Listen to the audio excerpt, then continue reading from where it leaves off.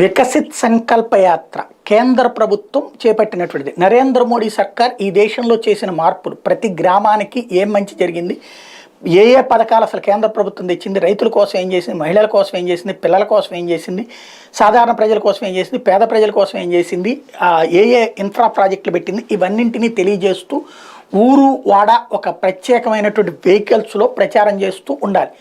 ఇది మోడీ సర్కార్ తీసుకున్నటువంటి నిర్ణయం. వాస్తవంగా వాళ్ళ ప్రచారం కోసం తీసుకున్నటువంటి నిర్ణయం, ఎన్నికలు చేరువవుతున్నటువంటి సందర్భం. వాస్తవంగా భారతీయ జనతా పార్టీ పాలిత రాష్ట్రాలు భారీగా సాగుతున్నాయి.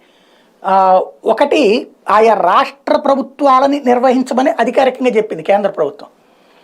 కాంగ్రెస్ పాలిత రాష్ట్రాలలో పట్టించుకోవట్లేదు, తెలంగాణలో జరగట్లేదు, కర్ణాటకలో జరగట్లేదు.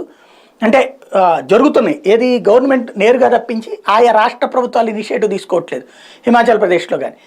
అదే సందర్భంలో బీజేపీ పాలిత రాష్ట్రాల్లో భారీగా జరుగుతోంది. ఆంధ్రప్రదేశ్కి వచ్చేటప్పటికి జగన్ సర్కార్ ఈ యాత్రను పర్ఫెక్ట్గా నడిపించుకెళ్తోంది. వాటిట్లో బీజేపీ నాయకులు అక్కడ ఆయా ప్రాంతాల్లో పార్టిసిపేట్ చేస్తున్నారు. చివరికి గవర్నర్ నజీర్ కూడా పాల్గొంటున్నారు. అంటే మోడీ చెప్పినటువంటి తమ ప్రభుత్వ ప్రచారానికి ఆంధ్రప్రదేశ్ ప్రభుత్వం బాధ్యతగా పనిచేసుకెళ్తోంది.